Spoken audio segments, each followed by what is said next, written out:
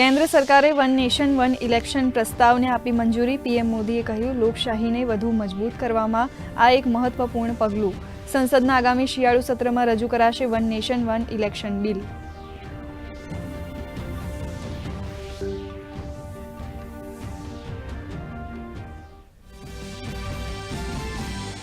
One nation one ઇલેક્શનને ભાજપ સહિતે આવકાર્યું.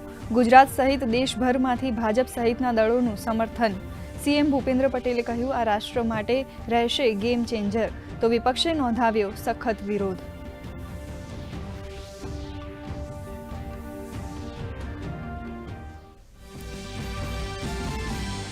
ભારતને મળશે પોતાનું સ્પેસ સ્ટેશન. કેન્દ્રીય કેબિનેટે ચંદ્રયાન-4 વિનસ ઓર્બિટર મિશનને આપી મંજૂરી. ફોસ્ફેટિક અને પોટાસિક ખાતરો પર મળશે હવે સબસિડી. આદિવાસી ગામો માટે શરૂ કરાશે પ્રધાનમંત્રી જનજાતિ ઉન્નત ગ્રામ અભિયાન.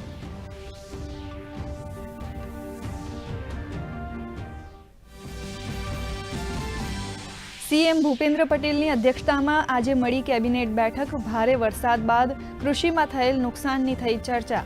કેન્દ્ર સરકારને સહાય માટે મોકલાશે મેમોરેન્ડમ. આગામી તહેવારોના વિવિધ કાર્યક્રમોના આયોજન પર થઈ ચર્ચા.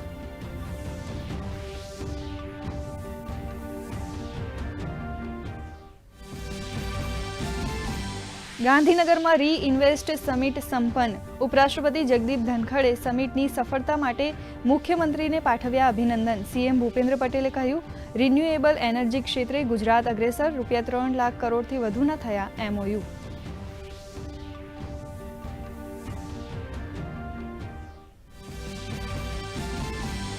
જમ્મુ અને કાશ્મીરમાં પ્રથમ તબક્કાનું મતદાન સમાપ્ત.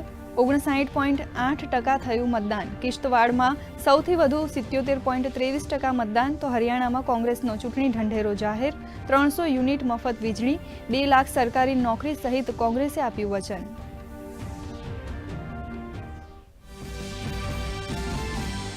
બોલમાળી અંબે જય જય અંબેના નાદ સાથે અંબાજીમાં ઘોડાપુર. માતાજીના 32.54 લાખ ભક્તોએ કર્યા દર્શન. ગૃહ રાજ્યમંત્રી હર્ષ સંઘવીએ અંબેમાના દર્શન બાદ શિખર ઉપર કર્યું ધ્વજારોહણ.